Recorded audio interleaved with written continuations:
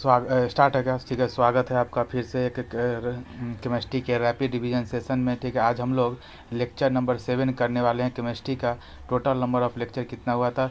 9 हुए हैं, उसमें से आज हम लोग 7वां लेक्चर करने वाले हैं। ठीक है, और ये रासायनिक पार्ट 1 है, रासायनिक सूत्र का, और एक ही पार्ट है ये। ठीक है, पार्ट 1 है रासायनिक सूत्र का। और बात करते हैं कि ये रैपिड डिवीजन ब्रह्मास्त्र 2.0 बैच के केमिस्ट्री का है, जो कि 4 अप्रैल 2024 को ये लेक्चर सर लिए थे उसका है। ठीक है, तो आइए स्टार्ट करते हैं, सर के क्लासरूम नोट्स को रिवाइज करते हैं। ठीक है, तो स्टार्ट करते हैं, 1 मिनट रुकिएगा, स्टार्ट से थोड़ा शुरू कर लें।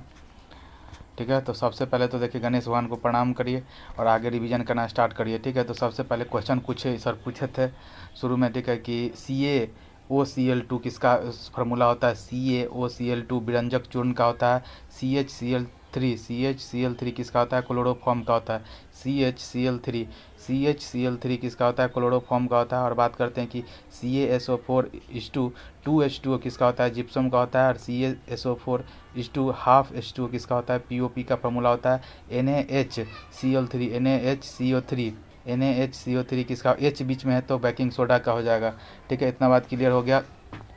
आगे बात करते हैं कि अब हम लोग कुछ महत्वपूर्ण तत्व में आज हम लोग पढ़ते हैं, फास्फोरस के बारे में पढ़ते हैं। फास्फोरस जिसको P4 अणु कहते हैं ना, P4, ठीक है ना, P4 अणु बोलते हैं। ठीक है ना, ये हड्डी के लिए आवश्यक होता है, और ये अंधेरे में चमकता है। ठीक है ना, इसीलिए अंधेरे में चमकता है, और ये हाईली रिएक्टिव होता है, बहुत ही प्रतिक्रिया वो करने वाला होता है। ठीक है, फास्फोरस। ठीक है, इसीलिए इसको क्या है कि फास्फोरस ना 2 तरह का होता है। ठीक है, फास्फोरस 2 तरह का होता है, एक तो रेड फास्फोरस होता है, एक वाइट फास्फोरस होता है। एक रेड फास्फोरस, एक वाइट फास्फोरस होता है। रेड फास्फोरस किसको कहा जाता है? तो बात करते हैं कि जो माचिस का तिल्ली होता है ना, मैच बॉक्स, उसमें रेड फास्फोरस होता है। और वाइट फास्फोरस क्या होता है? हवा में रखने से आग पकड़ना। ठीक है, पानी में डुबा कर रखा जाता है वाइट फास्फोरस को। ठीक है, वाइट फास्फोरस को वाइट फास्फोरस को क्या कहते हैं कि हवा में रखने से आग पकड़ लेता है, इसीलिए क्या कहते हैं कि पानी में डुबा कर क्या कहते हैं, 1 मिनट रुकिएगा। चलिए, तो क्या था, हम लोग फास्फोरस पढ़ रहे थे ना। फास्फोरस जिसका सिंबल P होता है, और P4 अणु इसको बोला जाता है। ये अणु के क्या बोलते हैं, हड्डी के लिए आवश्यक तत्व है, और अंधेरे में ये चमकता है, और हाईली रिएक्टिव, बहुत ही प्रतिक्रिया करता है। और फास्फोरस 2 तरह का होता है, एक होता है रेड फास्फोरस, एक होता है वाइट फास्फोरस। रेड फास्फोरस किस में पाया जाता है? तो माचिस का तिल्ली होता है ना, मैच बॉक्स का तिल्ली, उसमें क्या होता है? रेड फास्फोरस होता है। और वाइट फास्फोरस में बहुत ही हवा में रखते ही आग पकड़ लेता है, इसलिए इसको पानी में डुबा के रखना पड़ता है। आगे बात करते हैं, नोट में सर इधर लिखवाए हैं कि रोडेंटिसाइड क्या होता है? चूहे मारने का जो दवा होता है ना, रोडेंटिसाइड चूहे मारने की दवा में क्या इस्तेमाल किया जाता है? तो जिंक फास्फाइड का इस्तेमाल किया जाता है। ठीक है ना, नोट में सर लिखवाएं कि रोडेंटिसाइड में, चूहे मारने की दवा में जिंक फास्फाइड इस्तेमाल करते हैं। कुतरने वाला जानवर होता है ना, उसको रोडेंट कहा जाता है। ठीक है ना, कुतरने वाला जानवर को क्या कहा जाता है? रोडेंट, इसलिए रोडेंटिसाइड कहा जाता है। ठीक है, SID जहाँ लगा लो मारने का तो होता है। ठीक है ना, पेस्टिसाइड ऐसे होता है ना, उस तरीके के रोडेंटिसाइड, रोडेंट माने कुतरने वाला जानवर होता है, उसको में जिंक फास्फाइड का इस्तेमाल करते हैं। आगे बात करते हैं सिलिकॉन का, तो सिलिकॉन का सिंबल SI होता है। इसका इस्तेमाल अर्धचालक सेमीकंडक्टर में करते हैं। और बात करते हैं कि सिलिकॉन ऑक्साइड हो गया, जिसको सिलिका कहा जाता है। रेत मिट्टी में भी सिलिका होता है, और सोलर पैनल होता है ना, उसमें भी इस्तेमाल सिलिकॉन का होता है। और बात करते हैं कि माइंस माने खान होता है ना, खान में श्रमिक जो माइन माने कि जो खान का श्रमिक होते हैं, लेबर होते हैं, उसमें श्वसन तंत्र, लंग्स में बीमारी होता है, उसको सिलिकोसिस कहा जाता है। क्या कहा जाता है? सिलिकोसिस क्या है? तो एक बीमारी है, श्वसन संबंधित बीमारी है, जो कि लंग्स में होता है। किसको होता है? तो जो खान में काम करने वाला लेबर होते हैं, उसको होता है। आगे बात करते हैं कि सोडियम तत्व का बात करते हैं, सोडियम तत्व का इस्तेमाल कहाँ होता है? देखिए, ये सब डेली यूज का जो डेली यूज में आने वाला तत्व है, ठीक है। देखिए सोडियम का बात करते हैं, ये क्षारीय धातु है, क्या है, ये क्षार धातु है, अल्कली मेटल है। और बात करते हैं कि क्षार धातु है, अल्कली मेटल है। और बात करते हैं कि ये सॉफ्ट मेटल होता है, चाकू से आसानी से काट सकते हैं, और हाईली रिएक्टिव होता है, इसलिए इसको केरोसिन के तेल में डुबा कर रखते हैं। और बात करते हैं कि ये पानी और हवा में आते ही विस्फोट करता है, पानी और हवा के संपर्क में आते ही विस्फोट करता है, इसलिए बहुत ही हाईली रिएक्टिव होता है, इसलिए इसको केरोसिन के तेल में रखते हैं। और बात करते हैं बहुत ही सॉफ्ट मेटल होता है, और चाकू से आसानी से काटा जा सकता है। और बात करें ये एक क्षारीय और अल्कली मेटल है। आगे बात करते हैं NaOH का बात करते हैं, सोडियम हाइड्रोक्साइड का बात करें, NaOH का, ठीक है। तो NaOH का तो कास्टिक सोडा, ठीक है ना। NaOH क्या होता है, कास्टिक सोडा होता है, जिसको हार्ड सोप बनाना है, तो कठोर साबुन बनाना है तो NaOH का इस्तेमाल करिए। और नहाने वाला साबुन, तो धोने वाला साबुन हो गया कठोर साबुन NaOH, और नहाने वाला साबुन बनाना है, सॉफ्ट साबुन बनाना है तो उसमें KOH का इस्तेमाल करते हैं। बात करते हैं कि अगला बात करते हैं NaHCO3, देखिए बीच में H है तो ये खाने वाला सोडा का बात हो रहा है, ठीक है ना, बेकिंग सोडा का बात हो रहा है। बेकिंग सोडा का क्या बोला जाता है, तो बोला जाता है सोडियम हाइपोक्लोराइड बोल दीजिए, सोडियम बाइकार्ब नहीं सॉरी, सोडियम बाइकार्बोनेट, इसका फार्मूला NaHCO3 होता है, खाने वाला सोडा बेकिंग सोडा कहते हैं। आगे बात करते हैं सोप, साबुन। क्लास 10 के NCERT में लिखा हुआ है कि सोप होता क्या है, उसको थोड़ा सा जान लीजिए। सोप क्या होता है, तो एक उच्च अम्लीय वसीय अम्ल होता है, उच्च वसीय अम्ल होता है, फैटी एसिड होता है। तो देखिए उच्च वसीय अम्ल कौन कौन होता है, तो पामिटिक अम्ल होता है, ओलिक अम्ल होता है, और यह स्टीरियक अम्ल होता है। कौन कौन सा, 3 अम्ल हो सकता है। उच्च वसीय अम्ल में कौन कौन हो सकता है, तो पामिटिक अम्ल हो गया, ओलिक अम्ल हो गया, या फिर स्टीरिक अम्ल, ये 3 अम्ल होता है। उसका क्या कहते हैं कि उसका क्या कहते हैं अभिक्रिया हम किसके साथ कराते हैं, NaOH या फिर KOH, ठीक है। ये जो सोप होता है ना, जैसे NaOH माने कि ये क्या हो गया, क्षार से करवाते हैं ना, क्षार से माने क्या बोलते हैं, बेस से कराते हैं। अम्ल में कौन कौन सा क्या, तो अम्ल और बेस मिलाते हैं तो बनता है ना नमक। और ये तो वो बात करते हैं कि उच्च अम्लीय फैटी एसिड कौन होता है, पामिटिक अम्ल हो गया, ओलिक अम्ल हो गया, और स्टीरिक अम्ल का अभिक्रिया जब हम लोग NaOH या फिर KOH से सोडियम हाइड्रोक्साइड बोल दीजिए या फिर पोटासियम हाइड्रोक्साइड बोल दीजिए, ये क्षार के साथ अभिक्रिया कराते हैं तो एक से क्या बनता है, कठोर साबुन बनता है। NaOH से जो अभिक्रिया कराते हैं तो कठोर साबुन बनता है प्लस ग्लिसरॉल बनता है। और KOH माने पोटासियम हाइड्रोक्साइड से कराते हैं तो मुलायम साबुन और ग्लिसरॉल बनता है, ठीक है। और बात करते हैं कि ब्यूटारिक अम्ल का बात करें, जो कि मक्खन में होता है, मक्खन या बटर में होता है। आगे बात करते हैं कि साबुन का परिभाषा क्या होता है कि उच्च वसीय अम्ल का क्या बोलते हैं कि उच्च वसीय अम्ल का जब सोडियम या फिर पोटासियम लवण होता है, साबुन क्या होता है, तो उच्च वसीय अम्ल का सोडियम या पोटेशियम लवण क्या होता है, साबुन होता है। बात करते हैं कि और साबुन को, ठीक है, साबुन को किस तरीके से डिनोट करते हैं, तो RCOO बोल दीजिए, फिर RCOOK+ ऐसे करके डिनोट करते हैं। बात करते हैं कि अगर साबुन को पारदर्शी बनाना है तो इसमें क्या इस्तेमाल करिए, ग्लिसरीन का इस्तेमाल करिए, ग्लिसरीन का। अगर साबुन को क्या बोलते हैं कि पारदर्शी बनाना है तो ग्लिसरीन का इस्तेमाल करते हैं। बात करते हैं साबुन में गंदगी साफ करने के लिए दौरान मिसेल का निर्माण करता है। अगर साबुन गंदगी को साफ करने के दौरान क्या बनाता है, मिसेल का निर्माण करता है। आगे बात करते हैं कि अपमार्जक का बात करें, डिटर्जेंट का बात करें तो क्या होता है, डिटर्जेंट क्या होता है, तो बेंजीन सल्फोनिक अम्ल के सोडियम लवण होता है। डिटर्जेंट क्या होता है, तो बेंजीन सल्फोनिक अम्ल के सोडियम लवण को क्या कहा जाता है, अपमार्जक या फिर डिटर्जेंट कहा जाता है।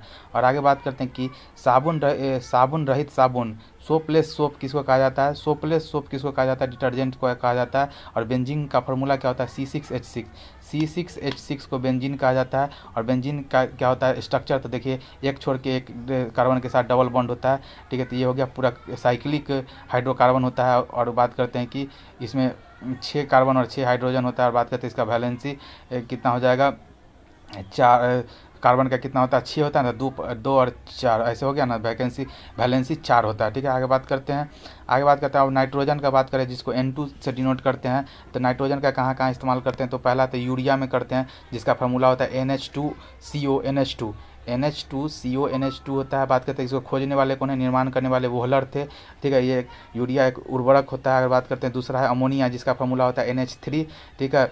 और इसको लुइस बेस बोला जाता है, लुइस बेस या फिर लुइस क्षार बोला जाता है। इसका इस्तेमाल, अमोनिया का इस्तेमाल शीतलक कूलेंट के रूप में करते हैं। और पब्लिक टॉयलेट में जो तीक्ष्ण गंध आता है ना, पब्लिक टॉयलेट में जो तीक्ष्ण गंध आता है वो अमोनिया के कारण आता है। इसको शीतलक या फिर कूलेंट बोलते हैं, ठीक है। आगे बात करते हैं विस्फोटक पदार्थ में भी नाइट्रोजन का इस्तेमाल करते हैं। और ठंडी गैस जैसे वीर्य होता है ना, माने कि इसको स्पर्म होता है, वीर्य को संरक्षित करने वाली बैंक में क्या होता है कि लिक्विड नाइट्रोजन में रखा जाता है माइनस 196 डिग्री सेल्सियस पर। लिक्विड नाइट्रोजन में माइनस 196 डिग्री सेल्सियस पर क्या होता है, वीर्य को संरक्षित करने के लिए एक बैंक होता है, उसमें हम लोग नाइट्रोजन का इस्तेमाल करते हैं, लिक्विड नाइट्रोजन का। बात करते हैं कि वायुमंडल में पाई जाने वाली सर्वाधिक मात्रा में गैस कौन है, नाइट्रोजन है। 78% यही है, ठीक है। तो जो बहुत ही कम टेम्परेचर है, जैसे कि माइनस 196 डिग्री सेल्सियस पर जो वीर्य को क्या होता है प्रिजर्व करके रखा जाता है, इसको तो बहुत कम टेम्परेचर होता है ना, तो उसको बोला जाता है क्रायो प्रिजर्वेशन बोला जाता है, ठीक है। इतना बात क्लियर हो गया। आगे बात करते हैं कि नाइट्रोजन का और कहाँ इस्तेमाल होता है। तो वर्तमान में हवाई जहाज़ के टायर में ना, हवाई जहाज़ के टायर में नाइट्रोजन इस्तेमाल होता है। और बात करते हैं कि चिप्स का बंद पैकेट में एवं बल्ब में आर्गन के साथ नाइट्रोजन का इस्तेमाल होता है। और बात करते हैं कि और कहाँ इस्तेमाल होता है। तो HNO3 नाइट्रिक अम्ल, माने कि नाइट्रिक अम्ल HNO3 नाइट्रिक अम्ल में इसका इस्तेमाल होता है एसिड रेन में, ठीक है ना। एसिड रेन होता है ना HNO, तो देखिए N आ गया ना। आगे बात करते हैं N2O माने नाइट्रिक ऑक्साइड N2O क्या होता है, लाफिंग गैस क्या होता है, नाइट्रिक ऑक्साइड होता है। नाइट्रिक ऑक्साइड को क्या बोला जाता है, लाफिंग गैस या फिर हास्य गैस कौन होता है, N2O नाइट्रिक ऑक्साइड। बात करते हैं प्रमुख उत्सर्जी पदार्थ क्या होता है। प्रमुख उत्सर्जी पदार्थ यूरियोटेलिक, उसमें नाइट्रोजन होता है, ठीक है। प्रमुख उत्सर्जी पदार्थ में क्या होता है, यूरियोटेलिक होता है, नाइट्रोजन इसमें होता है। बात करते हैं ना, शरीर को क्या कहते हैं, शरीर में क्या होता है, प्रोटीन होता है ना, तो वो क्या होता है, अमीनो अम्ल का बहुलक होता है, ठीक है ना। शरीर में जो प्रोटीन का निर्माण होता है वो क्या होता है कि अमीनो अम्ल का बहुलक होता है, उसमें भी क्या होता है, नाइट्रोजन होता है, ठीक है। आगे बात करते हैं कि यूरिया का बात में करें तो खेत में यूरिया का क्या रेशियो में डलाता है, NPK का एक रेशियो होता है यूरिया में। तो यूरिया, ठीक है ना, तो जैसे कि NPK का एक रेशियो होता है 4:2:1 के रेशियो में रहना चाहिए। नाइट्रोजन 4 रेशियो में, फास्फोरस 2 रेशियो में और पोटास 1 रेशियो में, 4:2:1 रेशियो में रहना चाहिए, ठीक है। आगे बात करते हैं कि नोट राइजोबियम जीवाणु जो होता है, राइजोबियम जीवाणु, ठीक है, वायुमंडलीय N2 को क्या करता है, नाइट्रेट में परिवर्तित करता है, जिसका उपयोग पौधा वृद्धि में करता है। इसे नाइट्रोजन स्थिरीकरण कहते हैं, ठीक है। नाइट्रोजन फिक्सेशन बोलते हैं। नाइट्रोजन फिक्सेशन क्या होता है, तो राइजोबियम जीवाणु जो वायुमंडलीय N2 को, नाइट्रोजन को नाइट्रेट में परिवर्तित करता है, जिसका उपयोग पौधे वृद्धि में करते हैं। इसे नाइट्रोजन का स्थिरीकरण कहा जाता है, नाइट्रोजन फिक्सेशन कहते हैं, ठीक है ना। और बात करते हैं प्राकृतिक रूप से कहाँ होता है, राइजोबियम जीवाणु प्राकृतिक रूप से दलहन में पाया जाता है। आगे बात करते हैं कि अब बात करते हैं चांदी का, सिल्वर का, Ag का, जिसका सिंबल Ag होता है, ठीक है ना। ये विद्युत का सबसे अच्छा चालक होता है। और AgCl क्या होता है, सिल्वर क्लोराइड होता है, जिसको हॉर्न सिल्वर भी बोला जाता है। चांदी का अयस्क है और है, ठीक है, चांदी का अयस्क है सिल्वर क्लोराइड, जिसको हॉर्न सिल्वर कहा जाता है, AgCl। एक होता है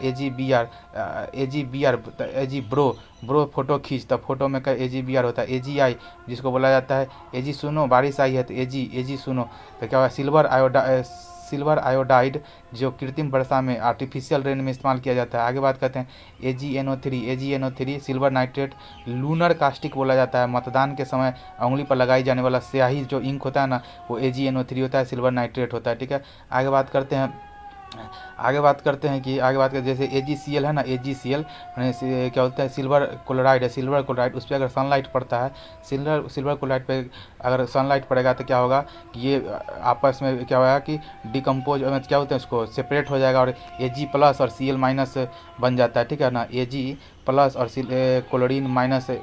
क्लोरीन गैस बाहर निकलता है। AgCl से अगर सन का प्रकाश पड़ता है तो क्लोरीन गैस वो बाहर हो जाता है और Ag अलग हो जाता है, इसको, ठीक है। और बात करते हैं ये वाइट कलर का होता है, ठीक है। आगे बात करते हैं गोल्ड का, सोना का बात करते हैं, जिसको ऑरम बोला जाता है, ऑरम Au, ठीक है। ये आघात वर्णीयता में चोट सहने की क्षमता सर्वाधिक होता है। तन्यता खींचने पर खींचता है बहुत ज़्यादा, सबसे ज़्यादा खींचता है, इसे तन्यता अच्छा होता है। शुद्धता को, सोने की शुद्धता को कैरेट में मापते हैं, कैरेट में कहते हैं ना 22 कैरेट का सोना, माने सर्वाधिक शुद्धता 24 कैरेट का होता है। और 22 कैरेट का मतलब क्या हुआ कि 22 भाग सोना का 2 भाग अशुद्धता, 22 कैरेट का मतलब ये हुआ। आगे बात 18 कैरेट सोना में कितना गोल्ड होता है, तो 18 कैरेट में 18 भाग गोल्ड में कितना होता है, तो 18 भाग अगर गोल्ड है तो 6 भाग क्या होगा, अशुद्धति हो गया। तो 18/24 इंटू 100 कर दिया, 18/24 इंटू 100 कर दीजिए, तो 75% गोल्ड हो गया 18% सोना का मतलब। ठीक है, आगे बात करते हैं कि 20% कैरेट 20 कैरेट सोना में कितना परसेंट अशुद्धि है, तो अशुद्धि 4% अशुद्धि है, तो 4/24 इंटू 100 करेगा तो 16.67% अशुद्धि हो गया। ठीक है, आगे बात करते हैं कि सल्फर का बात करते हैं आगे। सल्फर का, तो सल्फर को गंधक कहा जाता है। रबर के वल्कीकरण वल्कनीकरण में सल्फर का इस्तेमाल करते हैं। ठीक है, बात करते हैं प्राकृतिक रबर का, तो आइसोप्रीन का बहुलक होता है। प्राकृतिक रबर क्या होता है, प्राकृतिक रबर आइसोप्रीन का बहुलक होता है। और बात करते हैं कि वल्केनाइजेशन रबर का वल्केनाइजेशन में सल्फर का यूज किया जाता है। और प्राकृतिक रबर की इलास्टिसिटी माने प्रत्यास्था को बढ़ाना होता है। जैसे कि वल्केनाइजेशन काहे किया जाता है, तो प्राकृतिक रबर की इलास्टिसिटी प्रत्यास्थता को बढ़ाना है, खींचने पर और खींचे, अगर ऐसा बनाना है तो उसको उसमें सल्फर डाला जाता है। बात करते हैं नाइट्रेट का, जैसे कि नाइट्रेट का नाइट्रोजन में बदलना, नाइट्रोजन में बदलना क्या कराता है, विनाइट्रीकरण कहा जाता है, नाइट्रिफिकेशन कहा जाता है, विनाइट्रिफिकेशन कहा जाता है। ठीक है, अगले दिन से हम लोग क्या सर बोल रहे हैं कि ऑर्गेनिक केमिस्ट्री स्टार्ट करेंगे। तो इसी के साथ हमारा आज का रिवीजन सेशन समाप्त होता है। मिलते हैं फिर किसी नए रिवीजन सेशन में, तब तक के लिए बाय। अरे भाई।